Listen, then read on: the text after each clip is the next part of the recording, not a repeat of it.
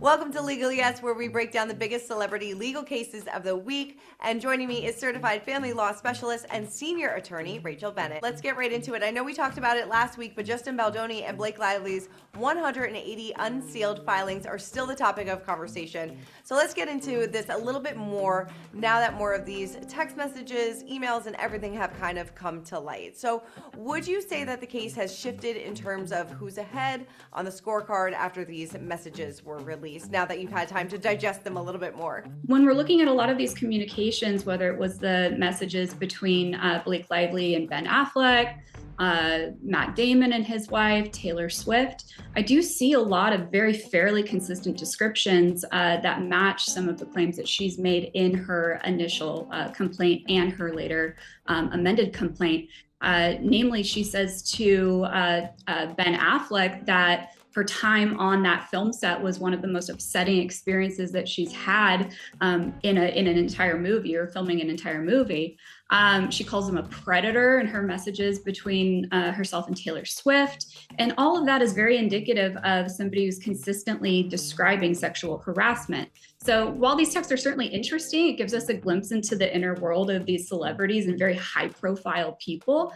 I do think that it moves the needle a little bit closer to Blake Lively's claim than it does really any damage to it. Was there anything in all of these text messages and everything that you kind of combed through that really stood out to you from a legal perspective? Jenny Slate is now being identified based on these unsealed records as one of those women who came forward. Now, reviewing the actual text messages and the extent to which Slate did include some or make some sexual harassment claims, it could be argued that the basis for those claims were fairly mild.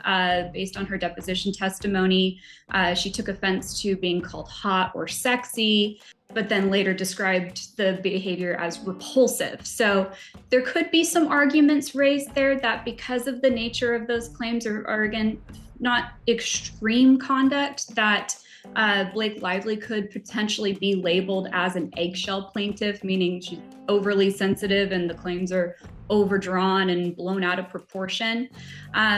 And that could potentially undermine the basis of her claims. All right, moving on to Chris Brown. He is asking a Los Angeles court to block any mention of his 2009 assault conviction involving Rihanna from his upcoming dog attack trial. Now, his team says bringing up the decades-old case would unfairly prejudice the jury. The lawsuit filed by former housekeepers claims Chris's dog seriously injured a woman, and she is seeking over $90 million in damages. He denies wrongdoing, arguing the woman provoked the dog, causing her own injuries. So Rachel, does Chris's team have a point here, and can the judge really keep a high-profile past conviction out of a trial if it could influence the jury? So he does actually have a very valid point here. The details of his prior domestic violence conviction would fall under the category of character evidence. And in civil trials like this, evidence of somebody's character, if it's offered to prove that that their conduct was a certain way back then, therefore their conduct would be a certain way now, it's not considered admissible evidence. And really the purpose here, if they're trying to introduce it for character evidence purposes, would be to say, well, he was a violent and abusive person back in 2008, so therefore he is a violent and abusive person in the context of when this dog bite occurred. Now, under California law, that is not admissible evidence. However, there is a loophole that could allow the housekeeper's attorney to pull some evidence of the prior domestic violence conviction in. Because it was a felony conviction, there is a rule in California that allows the plaintiff's attorney to pull that information in if the defendant in the case chooses to testify.